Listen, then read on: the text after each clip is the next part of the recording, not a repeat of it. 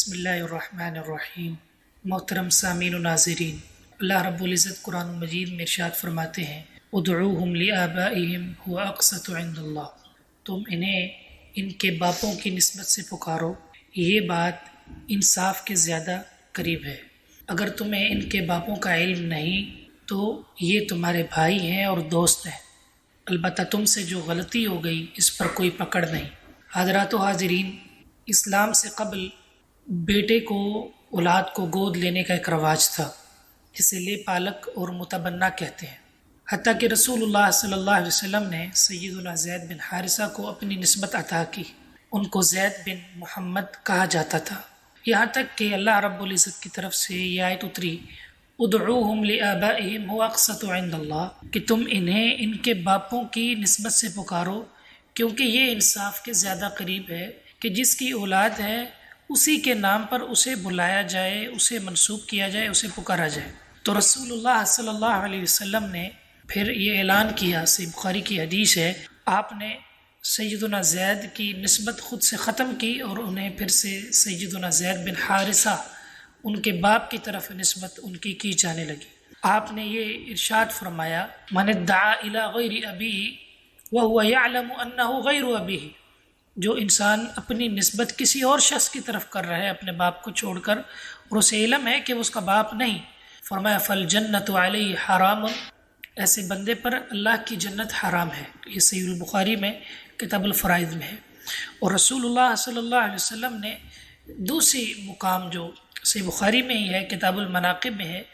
آپ نے فرمایا لا ترغبوا عن آبائکم، اپنے باپوں سے اپنی نسبتیں مت ختم کرو، ومن رغب عن ابیہ فہو کفر، جو انسان اپنی نسبت اپنے باپ سے اپنے والد سے کاٹ لیتا ہے تو ایسا کرنا یہ کفریہ کام ہے۔ اس قدر یہ خطرناک کام ہے کہ اسلام نے اس کو کفریہ کام کہا ہے۔ اور تیسری حدیث میں صحیح البخاری میں ہے، رسول اللہ صلی اللہ علیہ وسلم نے فرمایا کہ بہتانوں میں سے ایک بہتان یہ بھی ہے کہ انسان اپنے والد کی نسبت کو چھوڑ کر کوئی اور نسبت کسی اور شخص کی طرف اپنی نسبت کر لے، تو یہ بہتانوں میں سے ایک بہتان ہے۔ تو اسلام چونکہ دین فطرت ہے، فطرت کے اصولوں کے مطابق ہے، دین عدل ہے، اس میں عدل و انصاف ہوتے ہیں، اعتدال اور میانہ روی ہوتی ہے۔ یہ الگ بات ہے کہ کسی کو وہ سمجھ نہ آئے یا اس کی عقل میں وہ بات نہ آئے، تو اسلام کا یہ اصول ہے عدل کا۔ تو چونکہ اولاد یہ باپ کی ہے تو نسبت بھی باپ کی طرف ہونی چاہیے، اس لیے رسول اللہ صلی اللہ علیہ وسلم نے اس کی ممانعت کر دی تاکہ کوئی بھی شخص اپنی نسبت اپنے باپ کو چھوڑ کر کسی اور کی طرف نہ کرے۔ آج دیکھنے میں آیا ہے کہ بہت سارے لوگ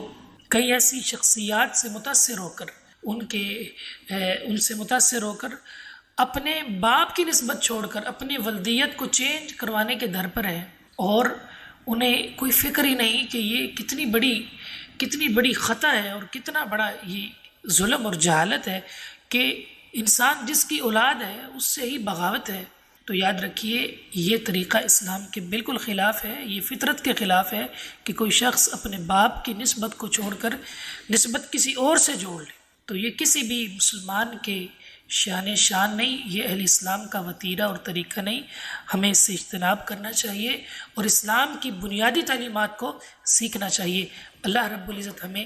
اسلام پر عمل پیرا ہونے کی توفیق عطا فرمائے۔